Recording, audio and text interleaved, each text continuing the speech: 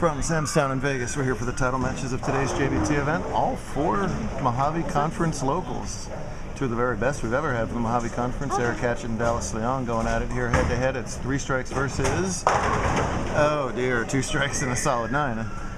As Eric falls behind early on here. That's third frame. Over in the handicap division, Dylan Amico with the high finish of his career. First top 5 even, looking to finish it off with the title here. He went open in the first. Struck in the third and converted that 9 pin in the fourth. Taking on one-time champ Michael Rose. The difference in handicap is 10. Mike has to beat Dylan by 10 to tie and 11 to win. Mike puts a lot of stuff on that bowling ball. He opened in the third as well. So he currently leads by 12 on the scoreboard and giving 10. So an early 2-pin lead for him. Bowled Super Survivor today. 3 bowlers were eliminated if you had the lowest game or the lowest total. All throughout the semifinals until only these 4 bowlers remain standing. Good spare for Rose. Glacier that is named Eric Hatchett up now in the left lane. Saws that rack apart. Could be a strike fest on a condition that wasn't necessarily producing that high of scores all day long. They were definitely playable. It was Abbey Road today. It was only a -5 cut, so it wasn't like the field killed him at all today. Abbey Road is a different pattern where there's a very long slope. The slope starts around the 15 board and goes all the way out to 5, whereas yesterday on Boardwalk, there was a very clearly defined place that you had to play. Today, you could play just about wherever you wanted, as long as you made good shots. And Dallas and Eric both electing to go way outside. That piping it up the gutter shot is Dallas's A game. That's not Eric's A game. So, see how that plays out the rest of the way. No thumber Amico. Whiffs the head pin left there. He's been a little wild early on here in this title match. So Dylan, the older brother, has no thumb, and you, the younger sister, have no arm. You poor thing. She has been bothering me for the last 5 hours, and now she won't turn and look at the camera. Jeff, can I pull a ticket? Jeff, can I pull a ticket? Jeff, where are the brackets? Jeff, where do you particularly like to vacation? Jeff! I never said that. Unbelievable. Thanks, I get that a Then lot. she gets camera shy. Nice job with the spare, though, from Dylan.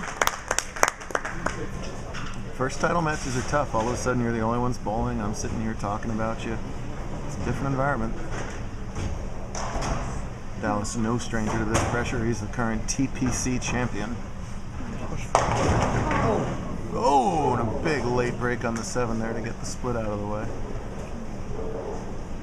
Surprised the outside has held up that long with a couple bowlers electing to play out there today. Which then again, maybe it isn't holding up that well, as Eric's just about at max speed, and Dallas is a magician at getting balls to not check up early from that outside.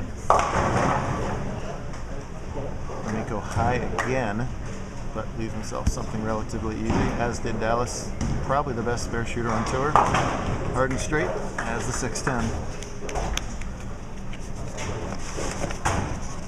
Eric's best game, in my opinion, is that extreme deep inside line. He's got a funny little arm swing that really caters itself to that inside-out swing, so it's a credit to him that he's able to make title matches playing 5 arrows to the right of where we sometimes see him playing.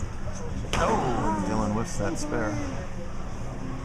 Watch his elbow. His elbow's actually going to bump out right at the top of his backswing. It's a little unusual, but watch him get it all back in the correct position with the shoulders eventually.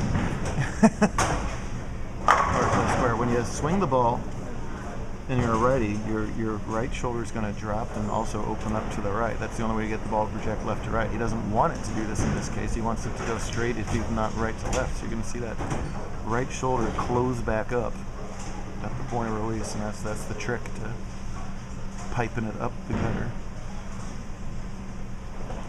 Just like that. Pretty shot. Can't do it much better. Rose, meanwhile, he's a 10 and is happy that he made the 10. That blinding jack-o'-lantern shirt here from mid-October. Michael Rose could bowl about 3.5 games. It takes the time to bowl. for Hatchett to bowl one. Handicap usually bowls faster than scratch, but species of animals have come and gone quicker than it takes Eric to throw a shot. Presidential administrations have come and gone in the time it takes Eric to throw a shot.